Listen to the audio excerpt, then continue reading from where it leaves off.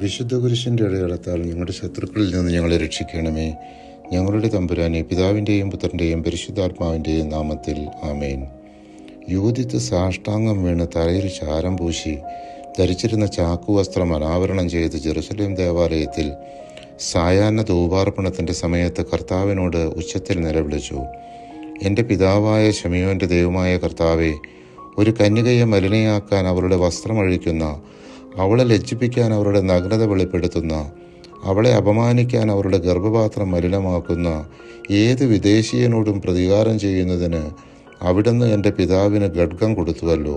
എന്തെന്നാൽ അതൊരിക്കലും സംഭവിക്കരുത് എന്നാണ് അവിടുത്തെ കൽപ്പന. എങ്കിലും അവർ അത് ചെയ്തു. അതിനാൽ അവരുടെ ഭരണകർത്താക്കൾ കൊല്ലപ്പെടാനും അവരുടെ ചതിപ്രയോഗത്താൽ ലജ്ജപൂണ്ട കിടക്കകൾ രക്തപങ്കിലമാക്കാനും അവിടുന്ന് ഇടവരുത്തി. സിംഹാസനസ്ഥനായിരുന്ന രാജകുമാരന്മാരോടൊത്ത് അടിമകളെയും അവിടുന്ന് അടിച്ചു വീഴ്ത്തി. അവരുടെ ഭാര്യമാർ കൊള്ളയടിക്കപ്പെട്ടു, പുത്രിമാർ തടവിലാക്കപ്പെട്ടു. അങ്ങയോടുള്ള ഭക്തിയിൽ തീഷ്ണതയും തങ്ങളുടെ രക്തത്തെ മലിനമാക്കിയതിൽ വെറുപ്പും ഉൾക്കൊണ്ട് അവിടുത്തെ സഹായം അപേക്ഷിച്ച അരുമ സന്താനങ്ങൾക്ക് അവിടുന്ന് കൊള്ള മുതലെല്ലാം വീതിച്ചു. ദൈവമേ, എൻ്റെ ദൈവമേ, വിധവയായ എൻ്റെ പ്രാർത്ഥന കേൾക്കണമേ. യൂദിത്ത് 9-ാം അധ്യായം 2 മുതൽ 4 വരെയുള്ള തിരുവചനങ്ങൾ.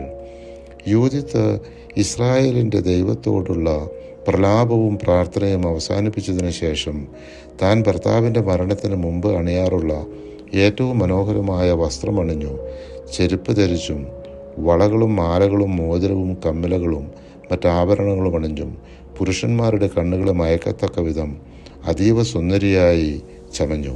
അവളും ദാസിയും കൂടി താഴ്വരയിലൂടെ നടന്നു നീങ്ങി. പരിശുദ്ധാത്മാവെ, തിരുവചനത്തിൻ്റെ അനന്തശക്തിയാൽ ആത്മാവിൻ്റെ ബലങ്ങളും ദാനങ്ങളും നൽകി തീഷ്ണതയാൽ ഞങ്ങളെ ജ്വലിപ്പിക്കണമേ. ആമേൻ.